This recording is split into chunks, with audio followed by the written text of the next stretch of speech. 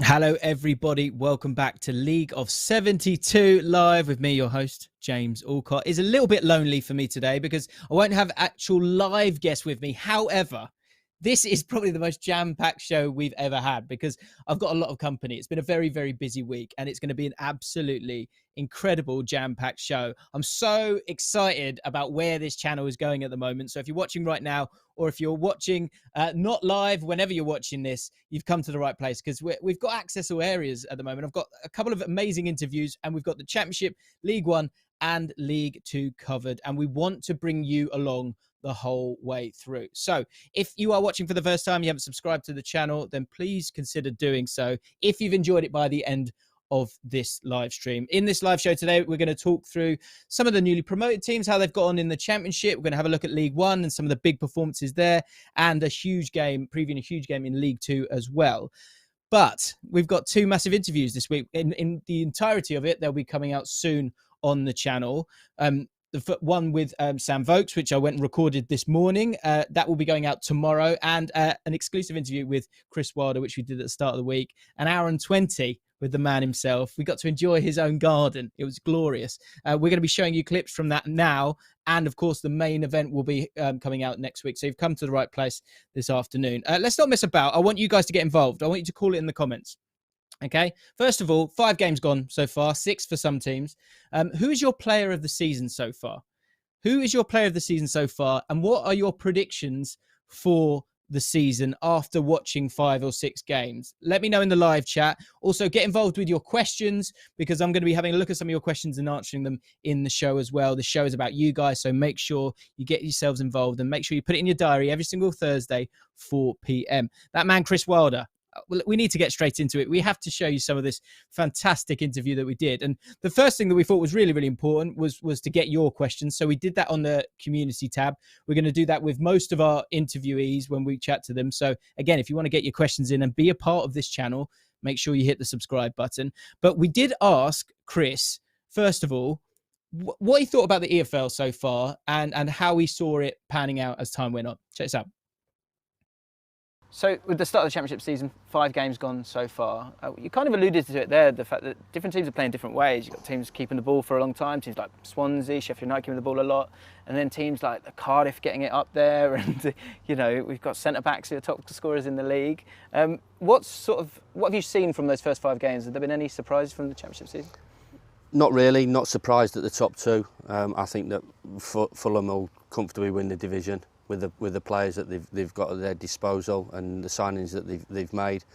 Been impressed with West Brom's start, the signings that they've made and the impression that the manager's had there.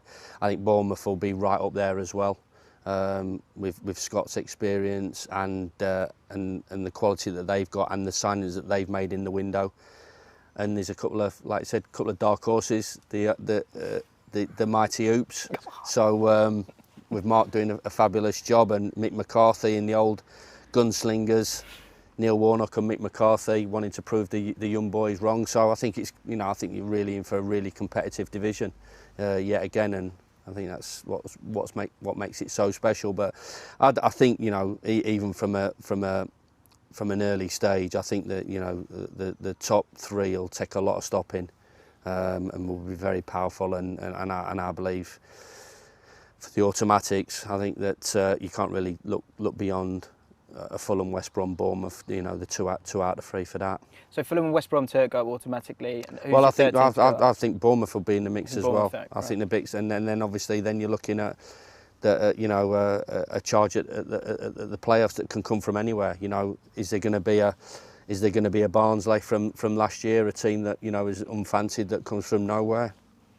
And it's such a competitive division, and I think I do think there'll be a few teams that are going to struggle to win 20 games. So I think that there might be a little bit of a gap at the top. I think it's going to be really difficult for a few teams to win 20, 21, 22 games, which obviously they'll need to do to be in the mix.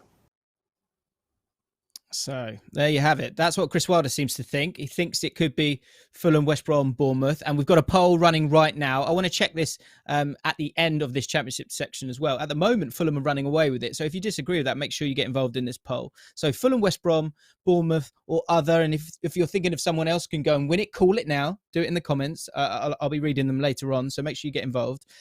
Chris Wilder there saying that he thinks it's going to be those three. He thinks they're going to be a little bit too far away. And later, as I said, we will be answering him some of your questions, big questions on Ryan Brewster and his relationship with him, and importantly, what he does when he goes to the Chippy. So stick around. We'll be showing you that in a couple of minutes. But let's have a look at the championship table now as we kind of return from the international break. No games last week, of course. And so we've still got the mighty Queen's Park Rangers there in third. But Fulham and West Brom really starting to kind of insert their dominance on the season so far. But I really do think, and I think, look, you might get bored with me saying this as time goes on. I really think this first 5 games, the fixtures play a big part in this, and there's a long, long way to go. I feel like it's in the next few weeks that you're going to really find out the truth on these teams in the Championship and League One and League Two, of course, as well. I think it's quite clear, actually, when we get into League One, League Two later on in the show. Let's have a look at the Championship fixtures then for this weekend's games, because when I was looking at them, and nothing that's, no huge derbies there, I don't think, but I guess you got the blue and white hoop derby of Reading and Queen's Park Rangers. But apart from that, not too much going on. But what I did think was that we should have a quick look at the promoted clubs and see how they're getting on. Because although it's a bit of a tricky time for them at the moment, I think there's elements where you've got to be a bit nervous, but also some elements where if it can be kind of fixed somewhat, tactically maybe, then these teams might be fine. It's interesting. They're always the teams that you talk about when teams come up. Are they going to be able to survive in this league? Let's start off with Hull City, who, a club with financial restrictions. They were limited to free transfers and loan deals so far. But despite that, they've been able to sign players from some of the top clubs, Man United, Man City and Chelsea, and the likes of Deshaun Bernard, the centre-back Matt Smith. Tom Huddleston's actually just arrived recently as well and played in the last game. And Nathan Baxter from Chelsea, which is an interesting one because Matt Ingram is the current number one. But I think a lot of people are kind of waiting for Nathan Baxter to get his opportunity. In terms of the season so far for Hull City, it all started so brilliantly for them, didn't it? There was that 4-1 victory against Preston on the opening day. King Lewis Potter looking fantastic in that game. And however, after this great start to the season, they followed it up with 3 straight defeats, and they haven't sort of scored in any of those games. We can show you those last 3 games and the goals that they've been conceding. And I think a lot of them, it's moments of quality. That's a bit of a shame for them. That's a really disappointing thing with Matt Ingram, but Matt Ingram's had some good moments for them as well. But the main problem, I think, has been getting the ball into their key men. Against QPR, again, they lost 3-0. Against the striker, he had 40 touches, which is good for a striker. But Keane Lewis Potter, he only had 35 touches, it's not really enough for your prime creator. I think if you're not going to be able to get the ball to him, and the Fulham game, a similar thing, he only had 28 touches in this. I think there are also moments where you play teams that are going to be high up in the division, a team like Fulham, and a moment of quality there from Fabio Carvalho, makes the difference. But I think if you're not going to be able to get the ball to Keane Lewis Potter, then you're going to limit Hull's threat. And that's what's been happening at the moment. And I guess the concern, if you're a Hull City fan, let me know what you think about this, is if Keane Lewis Potter isn't getting the ball and isn't being a threat, are there other ways that you can go and win games and score goals? Because the way that you're playing as well, it's quite interesting. Your sort of passes per sequence are really, really low, like the lowest in the division. But at the same time, you're not that direct either. So it's quite slow at the moment. The last game, there were some shoots of hope. A good solid draw against Bournemouth, who, as Chris Wilder said himself, are going to be one of the main teams up there. And especially, it's great to get a 0-0 draw when Bournemouth had 4 big chances and were denied by that man, Matt Ingram, the goalkeeper. I think a lot of talk about him because it's got to be tough for him. Some big saves here, a few moments as well where he can make a bit of a mistake. This is one of those. Not incredible on the ball, that can hurt him, but he recovers well there. But Nathan Baxter, I would imagine at some point is going to come in, and with that kind of that upbringing at Chelsea, you would expect him to be that little bit better on the ball. And that might be a route for Hull City as well. Because if you've got someone like Josh McGuinness, you can maybe get the ball to him a bit more effectively and play on the counter-attack, which is going to be important for a lot of these promoted sides. Hull play Swansea City next, which is going to be a really interesting one for them because they haven't had over 45% possession in a game this season so far. Like I was saying previously, it's a strange one. They're kind of having not many passes. They're not keeping a hold of the ball, but they're not really playing very direct either. So they need to start to get those patterns of play moving a little bit better, get the ball to Keane Lewis-Potter, or be a bit cuter in how they counter-attack, because Keane Lewis-Potter, as we know, is going to be a crucial player for them. But Swansea, as a team who will have the ball a lot, it's going to be interesting to see that clash of styles. Let me know what you think about Hull City at the moment, if you think they're going to stay up. Let's move on to Peterborough, who... It was kind of the other way around for them. It was a sort of disappointing start to the season. That 3-0 defeat, a loss to Luton. They then had a tricky time at 4-0 pumping, really, from Plymouth. A lot of people calling them out, saying maybe this Peterborough team isn't fit enough. But they came back strong to a point. They got that dramatic win. It was so important. And I think they've had a few games like this so far, Peterborough. The derby game, Siriki Dembele scoring the goal in the 90 plus 10th minute, so 100th minute, to seal their first win of the season. The big problem for them is undelivering in front of goal. And if you look at the last 3 games, I mean, the shoots of hope are that they've only lost by 1 goal in each of these games. But first of all, I mean, that's a screamer, so it's tricky. But they're undelivering in front of goal. 2.5 big chances and 1.8 goals per game in League One last season. This season, only averaging 0.8 big chances and goals per game. You've got Dembele here scoring. And Dembele's one that's kind of been in and out of the team. There seems to be, it's interesting. Do they want to play Jack Marriott, or do they want to play Dembele in this side? They haven't seemed to figure that one out yet. But also they've moved to a back 3 recently. So it's a new style for Ferguson to play. And Ferguson, who's struggled to have success in the Championship during his time as a manager, both with Preston and with Peterborough, he's trying something different here. It feels like he's being a lot more conservative to try and stop conceding goals. And they're not conceding loads and loads. But the problem is they've got to be scoring goals as well down the other end. This was a really painful one for them in their last game against West Brom on the counter-attack right at the end of the game. But what I wanted to show you was a couple of average positions. Now, this first one's the game against Preston recently. Now, what you can see with this is that the front 3 there, and it's Clark Harris, of course, who's your number 9, I think. I might be getting my numbers wrong there. Hopefully I'm not. Let me just find that out. I'm pretty sure it is. Well, actually, I'll see it in a second. Where is it? He's here, number 9. Yeah, of course he is.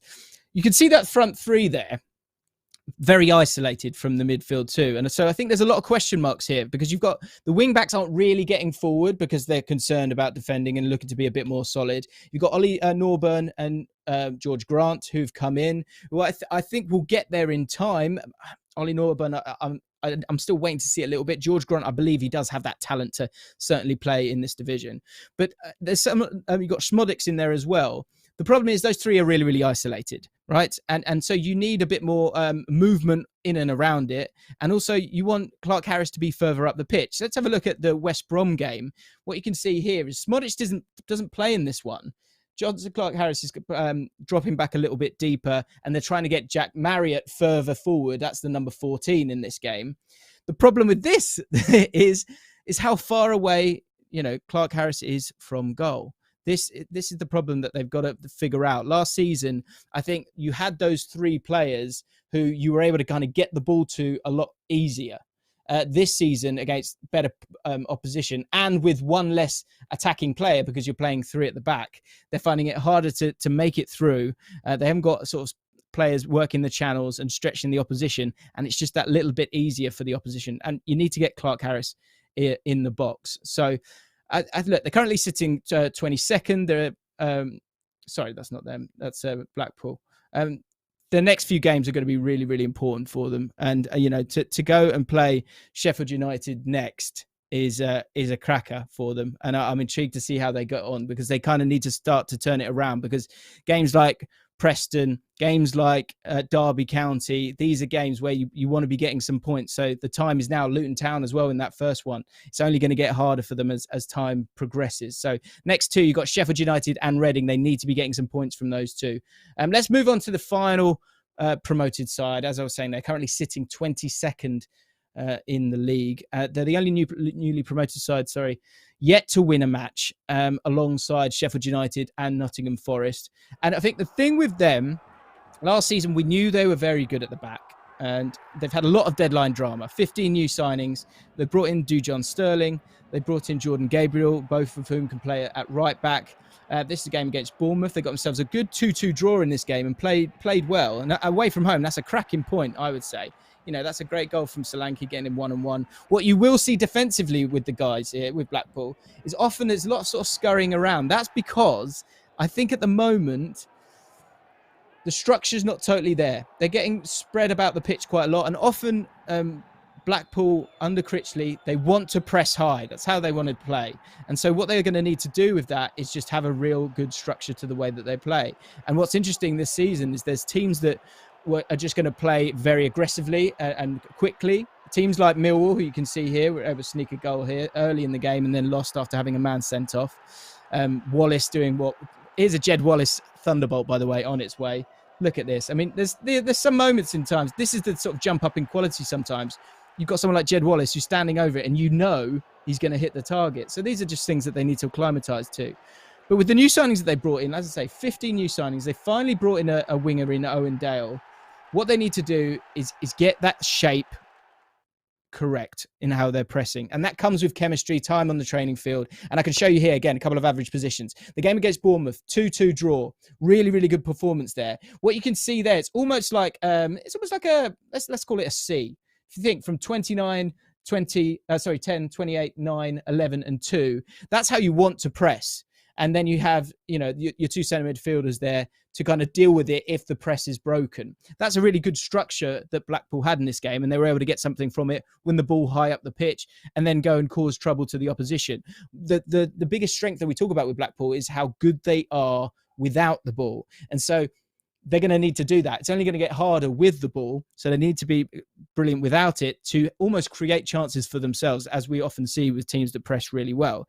The opposite of that is the Coventry game. 1-0 defeat. We can show you it now, the average positions. You can see in terms of that, having that formation, having that structure, if you're wanting to have that sort of that arc that creates that kind of barrier that makes it difficult for oppositions, using the sidelines as almost as another marker, because of course they don't want to kick the ball out of play. This isn't what you want. And Coventry play a little bit more direct. And that's where you're seeing that they're going to have to learn, I think, of when to press. Because I think there's times when you're playing teams that are going to be a little bit more direct, where you're going to get undone because they'll just bypass the press and they'll hurt you with the attacking players that they've got. But I think for all of these teams, Peterborough have got a really good goal scorer. Hull City have got some good creative players and a good defence from last season. And Blackpool, I think, are solid without the ball and have made some interesting signings. Owen Dale, I think he's good enough to make the step up. Dujon Sterling, I think, has got incredible potential as well. So my point is, at the end of this, is keep calm and carry on, I think, because... But the next 5 games for a lot of these guys are just going to be so important. For Blackpool, it doesn't get any easier. You've got to keep calm and carry on. As I say, you've got Fulham next up. But then after that, Huddersfield Town, who've had a great start, but it will be a team where, especially at home, you'll be hoping to collect some points. But those next 5 games, guys, are so important. We've asked for some of your questions on the community tab, guys. So as I said, if you haven't subscribed, make sure you do, because we will be posting on there all the time. We want you guys to fill up this running order, basically, of what we talk about. So got a couple of questions here and comments here. Regarding Hull City, Daniel Lambert, I think Wilkes is a big loss to injury, though. Wilkes and Lewis Potter like to run beyond McGuinness, but Wilkes out means that they're more readable. I think that's a really, really good point. And I think also, you need someone like that fit, firing and ready to go, so that you create more options. That's it. That's what I was saying. If you limit Keane Lewis Potter at the moment, you're limiting them, because there's maybe a lack of options. But Matt Smith coming in from Man City, is that maybe that player who can kind of get the ball to someone like Keane Lewis Potter a little bit quicker. Didn't really get the game time at Queen's Park Rangers because we had other players kind of coming through, didn't get that opportunity. But if he can get in there and start playing games, then maybe he's the man to unlock it for you. And Ollie French talking about Peterborough here, possibly been missing. Jack Taylor is the best centre midfielder in my opinion. I agree with that. It does feel a little bit weak in that centre midfield at the moment, and I'm sure that's something that if Jack Taylor can get back in the team, they can get themselves moving forward. And then a couple of questions from the community post. Tom Blowers, do you think it is possible for Coventry to break into the playoffs this season, like Barnsley last season, with the signings we've made and the start of the season that we've had? I feel like it might be a touch of a push to get yourself into the playoffs. You might be able to prove me wrong, but I think I'm not sure if maybe the goal's going to be there. You've only scored 5 so far this season. I wonder if that might kind of hurt you, but I think any team can beat any team in the Championship. And if you can go on a run, I think being back home is huge for you guys. And I think teams that go up, I always say this, teams that go up win games late. And Coventry City have been doing that so far. So who knows? Do not listen to me. Please do not listen to me, Tom. T. Jolza, any sort of thoughts on Reading's seemingly desperate and certainly worrying situation?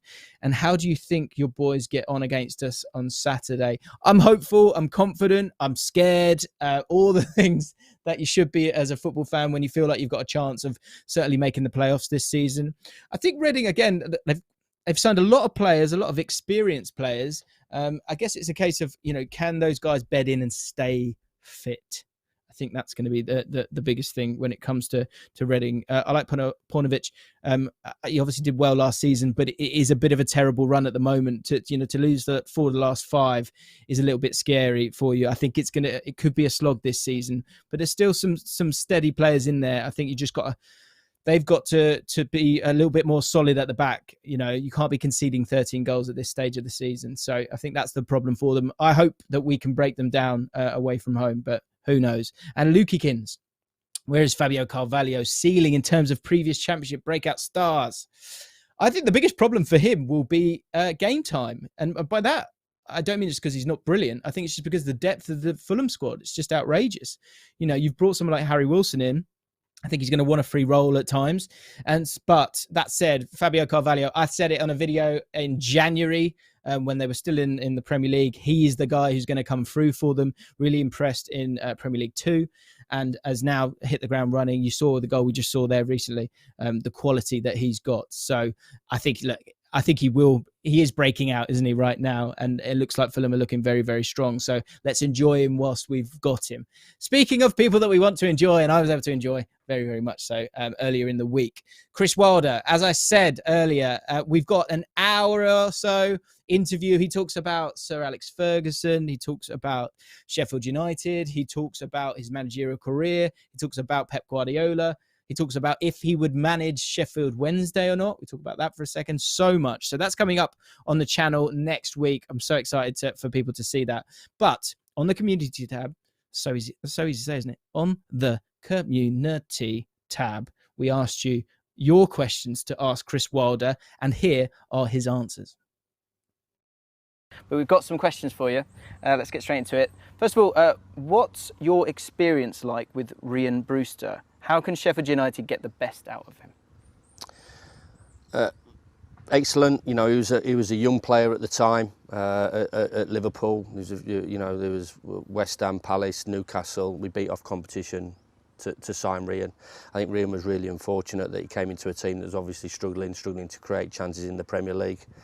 And then, and from my point of view, maybe I should have given him a little bit of a longer run into the team. But you're at a situation where you're trying to look for that result that gets you important points, and sometimes you edge towards your experienced players. But Ryan's a good player. He scored goals at every level, right the way through the England setup. Scored goals at Swansea, and I'm sure that when the time's right for Ryan to play, he will do for Sheffield United. It's not up to me to say what the manager needs to do with him. Slav's an experienced guy and a really good guy, and but I think sometimes it's quite you do really, and I think everybody does sometimes makes decisions on players far too early. As a young kid, and it was a situation that he came into really, and of no fault of his own, and it was a real difficult one for him. But he's a real good character. He's an infectious boy, you know, and his previous track record says to me that, you know, when he's given the opportunity and a run, that he will score. If you could pick one current Premier League player to build a team around, who would that be and why? Wow. I think you always talk about the bit in the middle between box to box is really important, but the bit at both ends is possibly the most important. So you'd either want your best centre forward that you could possibly get, which I imagine at the moment would be Lukaku / Harry Kane, and at the other end, you want the best goalkeeper, which obviously is Dean Henderson. Of course. Hang on, I've got to narrow it down here because you're still just on the fence. So Dean Henderson, okay, but the striker, I'd love to. You can only have Harry Kane or Lukaku. And then you can only have one. Then you chuck Kevin De Bruyne in the middle of the park. By the way, the question was one player, Chris. One player. So is it Harry or Romelu? Who are you going for? Dean Henderson. Okay. Is it tough to go to another team since you've managed your boyhood club? It'll be a different experience, but everything could get chucked into to making that new club when the time's right, as successful as we've tried to make the other previous clubs that we've worked for, whether it's, as I said, Oxford, Northampton, or Sheffield United. So everything goes into it. Am I going to replicate what I've had with a club that was a ball boy, that was a fan and a youth team player, and I think every football supporter would recognise it is a unique experience that I've had with that football club, but that will not take anything away from the desire, the effort, the honesty, and everything that I'll put into my next job. How difficult is it to stick with a philosophy when results aren't going your way? I mean, you've got to be flexible as well, but you can't just flip-flop from one thing to the other. You know, you have to have belief in your ways, but you can't be stubborn enough to think that, you know, if this is not working, that we might need to change stuff. But obviously, all in there might not be the ability to change things as well. I think it's quite difficult if you're like I said, if you're a direct side to all of a sudden going and playing like Man City. I think it's difficult if you haven't got the players to go and press. So, you know, that comes from what's made you successful, and you know, you have that belief, but you can't be too stubborn to think that I might have to change it along the way. Okay. And this is important, this is a big one. What do you get from the chippy? Well, it's chips and fish, not fish and chips. So it's chips and fish. Is it? Chips and fish up here, and it's vinegar on and then salt afterwards. But usually it's a chip butter. So vinegar on, then and salt after. Just to make sure that why is that? Yeah, vinegar sinks in, settles in, and then the salt on top just gives you that little bit of taste to it. But it's a chip butter. It's a chip butter. Okay. Yeah. Okay. Mind-blowing stuff. Mind-blowing stuff. Perfect. Cheers. Tactical stuff from Chris Wilder there. So it's chips and fish. I mean, I've got to disagree. Obviously, I'm not going to say it to his face, am I? Of course I'm not going to say it to his face. But anyway, honestly, Chris Wilder, I literally could have chatted to him for hours. It was an absolute joy. And I can't wait for you guys to see the full interview next week.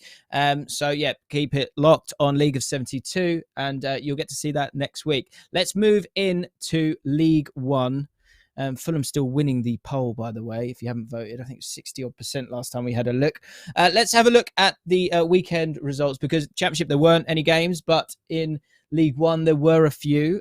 Cheltenham Town getting a draw against MK Dons. MK Dons with a high amount of possession in that game. Accrington Stanley against Shrewsbury Town, getting a great victory. Shrewsbury struggling at the moment. AFC Wimbledon with a 3-1 victory against Oxford United.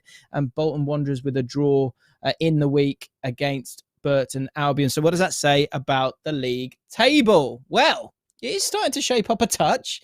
And there's some surprises in there. Accrington have played 6, to be fair to them. Burton as well in 3rd place, doing fantastic stuff. 2 teams I don't think we expected to be up there at the top. Sunderland, top of the tree at the moment and with a game in hand. But as we have a look at some of those games that happened over the weekend, we have to start with Accrington Stanley, who are absolutely flying at the moment. 4 wins from their 6 games. And Joel Mumbongo scored his first goal in professional football, and this is the kind of one you want. A tap-in from a yard. That's as good as it gets, isn't it? You know, you can be excited about him going, yeah, he's scoring goals, but when it's a tap-in like that, that's just what you need to get started. John Coleman, excellent results down there. Last season finished 11th, and they're looking to really, really kick on this season. They've only scored 5 goals from their opening 6 league matches. They've won 4 league matches this season, 3 of which have been 1-0 wins as well. So I think the big question with them, for a team that's in 2nd place, as much as I want to go crazy on this, and I think Sean McConville in particular, the centre midfielder, has been absolutely fantastic for them. He's currently averaging 3 key passes per game, which means he's just a real driving force for Accrington Stanley at the moment. Toby Savin in goal has been doing brilliantly for them as well. But scoring 6 goals, winning so many games by 1, and I look at the games that they've played so far, and I know I'm a party pooper here, but I just wonder if this will be as good as it gets for Accrington Stanley. I look forward to this. This will get pinned up or sent around the WhatsApp groups for Accrington Stanley, I'm sure. But I just look at some of the teams maybe that they've played so far and some of the victories that they've got. And it's against teams where I think they would have been hoping to pick up those wins. And so the heady heights of 2nd, as much as they should enjoy it and run with it and carry on, I think it could be difficult in the coming games, especially the next 2 that are up for them. You know, if you think that Shrewsbury Town really struggling at the moment this season, Barrow expected to be a mid-table side maybe this season, Oldham Athletic, sorry, that was the EFL Cup, but Crewe Alexandra, Doncaster struggling a little bit as well, Cambridge, a newly promoted team. I do just wonder if they're going to be able to keep it up. But I think the great thing is that normally people go David versus Goliath when it comes to Accrington against Sunderland this weekend, but this is 1st against 2nd, and that's something that Accrington Stanley fans should incredibly enjoy. And John Coleman, what a manager he is, just doing fantastic stuff. Ross Sykes as well, doing brilliantly for them, and Michael Nottingham at the back as well. You know, a really, really strong defence there, and that's going to keep them in really good stead as they continue their rise through the Football League, and it continues to be an astonishing achievement for them. One of the games I would say of League One last week was quite possibly AFC Wimbledon at Plough Lane against Oxford United, 2 teams that have been absolute entertainers, and AFC Wimbledon in particular. They've only lost once so far in the opening 6 matches, and they really have been the entertainers. And the crowd looked great. It's so good to see AFC Wimbledon, back where they belong at Plough Lane. Anthony Hartigan there, 21-year-old, he's been exceptional for them in midfield, and did what not all players can do sometimes. Made a big mistake, sure, but despite doing that, differing in possession, he didn't let it get to him. He followed it up with 2 excellent deliveries, so effective, setting up goals for Nightingale. Rodoni scoring 2 goals in this game as well. And look, Wimbledon are the joint top scorers with 11 goals so far, which averages out 1.8 per game. They're in fine form, really well put together club at the moment, playing exciting stuff. That is a finish. That is a real finish. 6 of those goals have come from set pieces, which is the highest out of any team in the league. Just to put that in kind of perspective, the 2nd highest is Fleetwood Town with 3. So double the amount.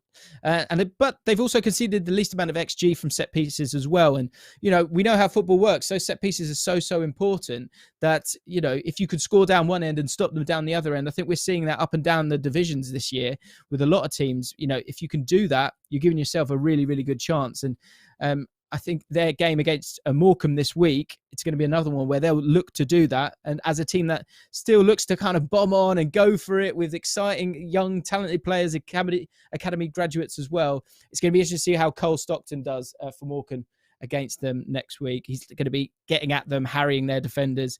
And, with a team like Wimbledon who do look to try and get on, it's going to be interesting to see if he can do much damage in open play in that one. The big League One fixture, and we just saw Oxford United lose that game. They're kind of 8th at the moment, mid-table-ish. I think the expectations, I'm still a little bit confused about Oxford. Robinson's a very good manager there. And actually, it's 2 managers in him and Gareth Ainsworth in Wycombe that they played together this weekend. And two managers that have been in the Football League and with their clubs for a very long time. And it's going to be interesting to see how those sort of the clash of styles. Once again, you've got Oxford who like to get the ball down and play. A lot of technical players. Cameron Brannigan's been looking very good for them recently at the moment. You've also got Herbie Kane, who's just come in on loan from Barnsley. Another baller, another guy who's going to get on the ball. And maybe he got some minutes last week in the second half. Maybe he might start in this game. It's going to be interesting to see how he gets on, because the battle between the two is the fact that Wycombe will be direct. It will be expansive versus direct football.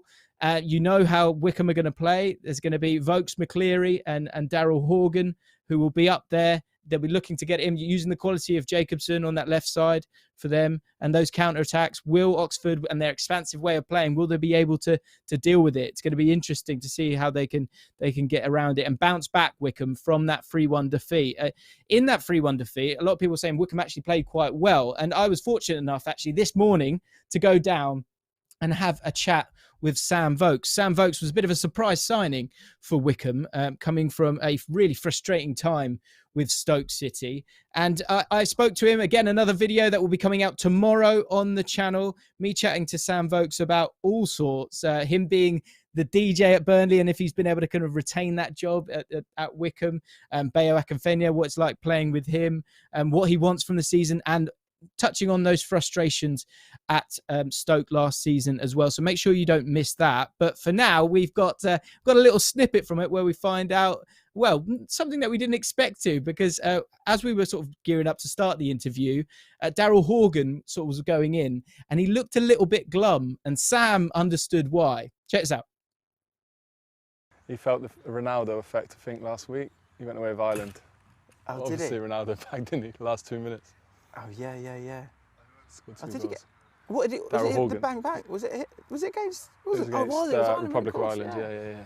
Oh yeah. So wow. We're not got the same. We're recording there.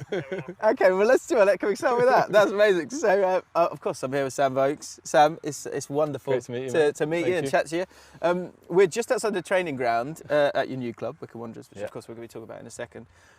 But the guys are just sort of coming into training. You were here miles earlier than Daryl Horgan. Don't want to dig him out too much. But he did just look a little glum there, and you spotted it straight away. Yeah. And what did you say? I think he's had the Ronaldo effect, didn't he, last week? So don't know if he's quite got over those 2 magic goals he scored. Against them. Because he's growing beautifully with age. I know you look pretty good to me as well, Sam. I don't know if I'm quite grown as age as Ronaldo is, but have you felt the Ronaldo effect then yourself? Because obviously Premier League striker a couple of years ago. Yeah. Have you felt that firsthand? It's amazing, isn't it? See him coming back over. Faced him a couple of times. I think sadly he knocked us out of the Euros when I was with Wales a couple of years ago. Of course. So wow, you really did, didn't you? Yeah. I remember that. Yeah. Similar kind of goals. It was the header, yeah. And he created one for Nani as well. So yeah, that was his impact. I wasn't too happy with him that day, but he is unbelievable to see him over here, isn't it? Yeah, absolutely. It's a bit scary. It's going to be interesting to see how he gets on. I guess him kind of coming back as well, into his 30s, kind of new stage of his career. I guess it's kind of similar thing for you. I did ask people for questions, and I would imagine you would know exactly what would come up a lot. Okay. And it was, of course, it was Wales, it was 2016, it was your header when Belgium had to deal with the Vokes effect. How often do you get asked about that? Quite a lot, but I don't mind it, to be honest, mate. We can talk about it as long as you want. Yeah. It was a good night. I mean, there's a belter of a cross, wasn't it? And then how many times have you watched that back? I'd love to say in my humble way I haven't watched it much, but I've watched it a few times. It was an amazing moment, mate. I had all my family out there. I think obviously we'd reached the quarterfinals, which we'd never got to a tournament before. So to play the tournament favourites in the quarterfinals was amazing, and to come on and get that header for me personally, it was a great moment. Yeah. Let's talk about the here and now, because I guess, I mean, if we look a little bit further forward, you never know. I've obviously played for Wales very recently, playing really well at the moment. There's a World Cup a little while away, and of course Wales have got to get there. But I'm sure you would still love to be a part of all of that if you can impress enough. Yeah, I think for me with Wales, I never retired. I never would retire. I've always said that it's not something that I'd want to do because I love playing for them. I went down last night to watch watched them against Estonia, and just to be back in the ground, the first time they've had fans, and hearing that anthem and everything, it was like, yeah, goosebump moment. Yeah, and they're the moments you play football for. So I do miss that, and yeah, who knows? Exactly. So let's talk about now, because I think actually with Wales, that team spirit was something that even from an England fan watching that tournament, it was. I actually was there at Euro 2016 and saw how incredible the Wales fans were. But the team spirit within the squad itself felt above anything else you were seeing in the tournament. And I think there's, looking at your career and some of the places that you've been at, Burnley, an incredible spirit there. Yeah. And Wycombe now, I think that's that feels like it's the USP here. Was that a big reason why you decided to come to Wycombe? Yeah, I think so. I think you use USP there, and I think that's been part of those sort of clubs and being part of a culture. And to be totally honest with you, when I was at Burnley, I had that feeling. Wales as well, like you say, and probably last couple of years, me personally, a bit frustrated in football from not having that feeling and as much football as I'd wanted. And as soon as the manager here picked up the phone to me in pre-season, I got that feeling from him. And I've seen the way Wycombe have gone about their job in the last couple of years, and I was desperate to drive down and be part of that when I spoke to him. So, and I've got that feeling since I've been here, to be totally honest, and it's great to have that back. There's a real buzz down at Wycombe. You could feel it as soon as you were there, and there's the sort of smile on his face when we chat a bit more about Gareth Ainsworth and what he can do for him, and the phone call that was made that kind of got him there. It's nice to see it, when players have a tough time and he admits it himself. It's exciting to see him, and he's a player who really should be tearing up League One, and I think Wycombe feel like they're going under the radar at the moment, so it's going to be interesting to see how he gets on this season. We got some comments from you guys before we dive into League Two. First of all, from a fellow James, why do you think Ipswich are struggling? Too much change? I think it's just one of those, at first 5 games, you've got to kind of be wary of it. I have a theory with this, is that sometimes, and I was chatting to Sam about it today actually, Stoke, when they came down, there's almost like a cup final tax. When you're the big team in the division, the opposition plays 10 times harder. So you put that with the lack of cohesion, the amount of change. I think that is a big part of it. But I think once you come back from international break and the grind starts to happen, I think Ipswich have to start winning games. So it's about being patient, of course, when it comes to Ipswich, because there's just too much quality there for sure. Adam Adwar Harley, thoughts on Daniel Jefferson to Burton? Great move for all parties, in my opinion. I don't know too much about Daniel Jefferson. I'm excited to see more of him come from Sheffield United to Burton. So I think he, from what I've seen, the little snippets I've seen of him, I think he's going to be one of those who's going to try and get on the ball in those little pockets of space and create stuff for you. Maybe on the counter attack could be really strong for a Burton side that looks to be defensively sound first, and maybe get a few more goals for them. 5 goals scored, 5 conceded. So at the moment, I think that needs to go up if you want to stay, if you want to go up yourselves. Captain Nat, excited to see Shadipo. Matt Ashmore, similar thing. Shame Shadipo coming back. Shadipo coming back adds even more depth to our front line and in experience in the league. Thoughts on his QPR displays, Jim?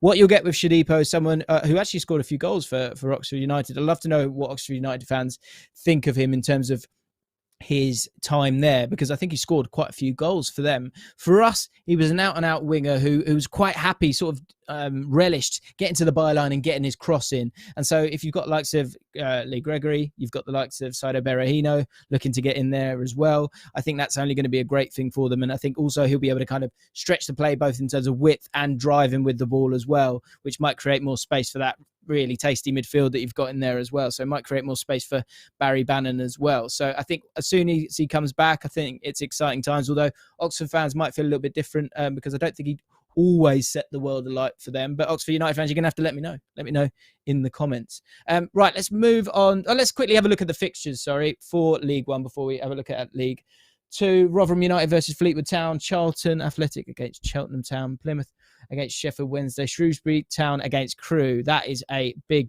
game. 2 teams really struggling at the moment. Both will want to get a victory in that one. Cambridge United against Lincoln City. As we said, Oxford United against Wycombe Wanderers. Burton Albion against Gillingham, Sunderland against Accrington Stanley, first playing second there, Morecambe against AFC Wimbledon, Wigan Athletic against Doncaster Rovers, Ipswich Town against Bolton Wanderers, and MK Dons against Portsmouth, which will be another interesting one. So tight in League One. We move on to League Two, and if it wasn't enough that we've got interviews with Chris Wilder, interviews with Sam Vokes. Those are two interviews that are soon to be on the channel, Friday and next week. But there is high quality content on the channel right now in the form of a behind the scenes, deadline day video. It's fantastic, looking at what was going on at Mansfield Town, and Will Brazier went down there. Here's a little taste of it, and after this video, you can go and watch it.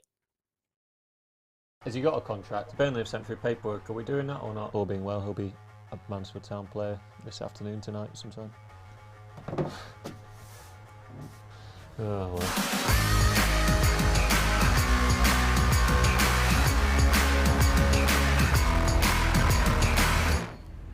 Welcome back to League of 72. My name is Will Brazier and it's transfer deadline day today. Now, most people stood outside the stadium getting the reports in, but here at League of 72, we've got the access. So let's go inside and chat to the people that make the decisions. Do you want to join?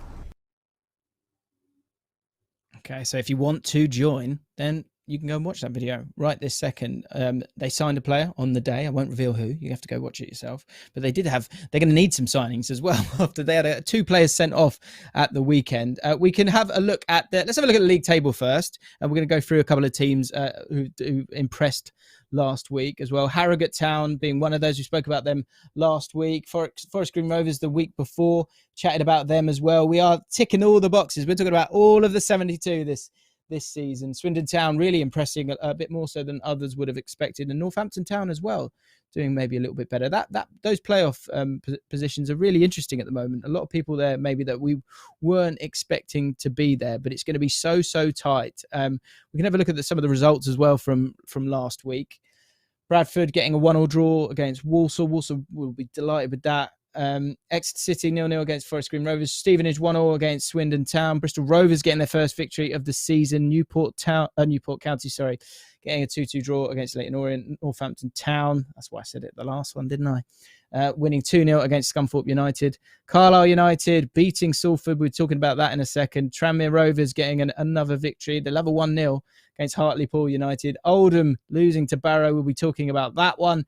Port Vale beating Rochdale. We'll be chatting about that one. And Mansfield, who we just spoke about, losing to Harrogate Town, who are top of the table at the moment. Let's have a look at Port Vale versus Rochdale, because manager Darryl Clark, after this game, it's interesting.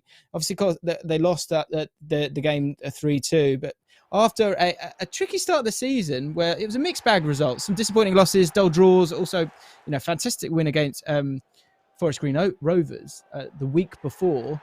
They then had this thriller 3-2 in this game. Jamie Proctor's been scoring the goals for them this season, but conceding 3 against Rochdale. So far this season, they've scored 5, conceded 5. And in the Rochdale game, it's one of those where he came away from it going, this isn't good enough. It's about winning games, and that's what we need to do. Tom Conlon has come back to them recently, but I think for Port Vale, it's one of those where they really want to be pushing for the top 10. I think you can see that in the comments from Darryl Clark.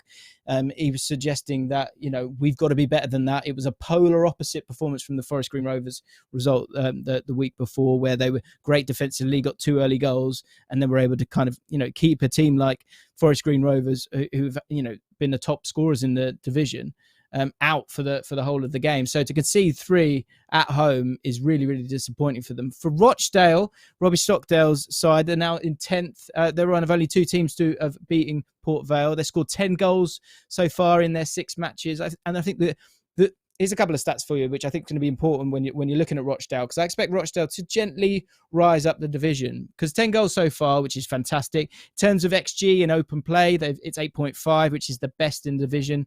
I think that's interesting to see. Often you get to League One and League Two, there is a high percentage of set piece goals, so to be creating outside of that is great. And importantly, although they're scoring 10 goals, their accumulated total XG is 10.2, so it justifies the chances that they're creating. They're scoring the goals that they need to, and of course that they're creating the chances that they should. They're not according to XG, if you believe in that, they're not being unlucky or lucky in any way. 2.3 big chances being created per game. It speaks very, very highly for a Rochdale team that I think will start to move up the division. I guess the concern for them is that leaky defence. They have conceded 9 goals so far, and that they've got some interesting ones coming up. Again, I think you're going to start to see the truth with these teams. Tranmere Rovers, a team that's kind of at the same level as them, but with some players like, the likes of Callum McManaman there, that you're expecting them to kind of maybe push on a little bit with the quality that they've got. And then playing Mansfield Town, another team that have had a couple of bad results, but again, with Clough, you're expecting them to do well. I think the aim's got to be a top 6 finish as a minimum, and these 2 games will highly suggest if they're up to it, because it's great that you're scoring goals, but if they can stop them, then they're in for a really exciting time. One of the big stories is from League 2, last week, of course, is Barrow's 3-0 victory against Oldham. You go anywhere and win 3-0 away from home, then that's fantastic. Mark Cooper really, really pleased with his players. Ollie Banks scoring against his old club, and he's quite happy to let them know about it. He was skipper on the day. And Ofrande Zanzala scored the 3rd goal. This is a chance for Oldham. Great save there. Really, really great save there from the Barrow goalkeeper, Paul Farman. But this is the goal. Ofrande Zanzala, one of their star performers. I think what's interesting is that he only actually had 17 touches in the game. And I think the bulk of them were in that moment there. He's got his 3rd goal of the season. Last season, they finished 21st. It was their first season, of course, back in the EFL. I think Mark Cooper's is going to want to continue with that stability. They're 9th at the moment in the division. And I think it's also some of the games that they've lost, they've actually been quite hard done by. I think for Oldham Athletic, huge alarm bells there, of course, in terms of how they're performing at the moment, but they just need to keep going. And I think the biggest alarm bell in terms of on the pitch, 63% possession in that game, no big chances created. I mean, that's pretty astounding. In terms of the other games that Barrow have played, of course, they played Accrington Stanley so far this season. Harrogate Town they've played, Exeter. Tough teams so far in the division, and they're beating the teams that they possibly will be earmarking points for, wins against Hartlepool and wins against Scunthorpe. So really good start, solid start for them so far this season. Just above them in the league, I think it's just above them. Am I right? Yes, 8th position. Carlisle beating Salford. Salford had quite a few chances in this game, I must be honest, but Chris Beach, he was actually kind of disappointed at the end. He was saying, look, it's about winning football games. That's all that matters here. And so for them to get it, they were delighted. And look, for them, they've got to deal with their outgoings. He had a really good season last year until COVID issues affected them. But if you lose George Tanner to Bristol City, Aaron Hayden to Wrexham, Josh Kiode's loan from Rotherham finished. So what's going to be interesting when it comes to Carlisle, another team where it's so many tight games in this division, only scored 6, only conceded 5. Someone like Manas Mampala, who came on in the second half, he's only getting 11 minutes per appearance so far in the season. So when you lose players and you bring players in, you need those players to step up. So it's going to be interesting to see when he gets the opportunity to play and maybe do a little bit extra for them. I think the big thing for them was retaining Callum Guy, the centre midfielder, 24-year-old. He's been incredible for them, playing in the heart of this midfield. Last season, he registered 14 assists from central midfield, and he was averaging 4.9 tackles and interceptions per game. Those kind of statistics, that means he's capable of playing lower championship, I think, certainly upper League One. So you've got a really great player at the heart of your midfield there. And I think that there's some good moments there for Chris Beach's team. They've got Colchester this week and then Bradford City next week. So again, I know I told you get bored of it by the end of it. These next few games are really, really going to allow us to see who the better teams in the division are. And I think Carlisle, currently in 8th, will be hoping to be one of those. Certainly one of the teams that will be hoping to be one of those are the team that Carlisle beat last week, Salford City. You've got an absolutely massive fixture against Bradford City this week. Only one win from their opening 6 games currently sees them in 20th position. And on paper, and I think we've said this a few times when it comes to Salford, the players that they're bringing through, we get it. It's exciting, right? Someone like Donald Love, Matty Willock, dropping down divisions from from Shrewsbury and Gillingham. You've got players from the Man United Academy and Donald Love there. I think Donald Love hasn't seen any action yet in the team. And Matty Willock in particular, you're going to want to see him get involved a little bit more soon. He's been very limited in the minutes that he's had last season. And I wonder if that's it. He's not really been given the chance so far. But in terms of the creativity of Salford, if we show you the sort of attacking sides that Salford are going down, what you can see here is that only 24% of Salford's play has been down the central third of the pitch.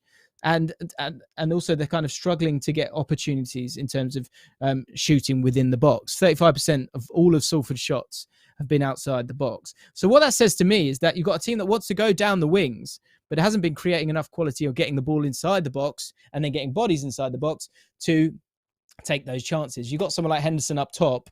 Again, it's one of those where if Matty Willock, having come down, will start to get those minutes and start to turn it on in this division, they should start clicking Salford. But again, I think there's a similar thing here with it, as I said about Ipswich. It's that tax. It's that cup final tax. I just think that when you're Salford, every game is going to be a cup final for you. So to sort of break down teams is going to be difficult. And there's a higher level of pressure. And that's what's happening for Gary Bowyer. Going into this game against Bradford City, 40% of their goals have been scored from set pieces this season. And 33% of Salford's goals that they have conceded have been from set pieces. So Bradford, who are averaging 1.7 goals per game this season, are looking quite potent in front. Andy Cook looking fantastic. Last week, Ed was saying that Andy Cook's going to be the signing of the whole of the transfer window for Bradford. This is a really, really tough game for Salford, and one where it can really change the season. Go and beat a team like Bradford, who everyone's expecting to go up this season, and it can really flip your season.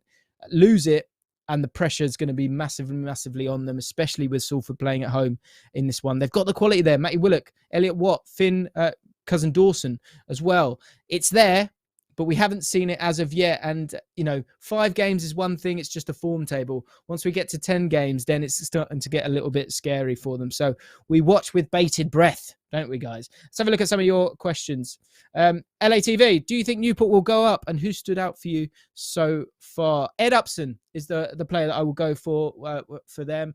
I think, you lose someone like Sheehan. He's come in, and by all reports that I've been sort of read and seen, he's been pretty impressive in terms of his passing ability for them. I think they're always there and thereabout, aren't they? They are always there and thereabout. 15th at the moment, need to score more goals. And I think when I'm looking at Newport and the players that they've got there, there's so many changes in terms of personnel in different positions that they need to sort of settle that down. And once they do, that's obviously going to give them a much better chance. Tom Myers asking about Northampton Town getting promoted. Northampton, probably the best defensive performance so far this season of any EFL team.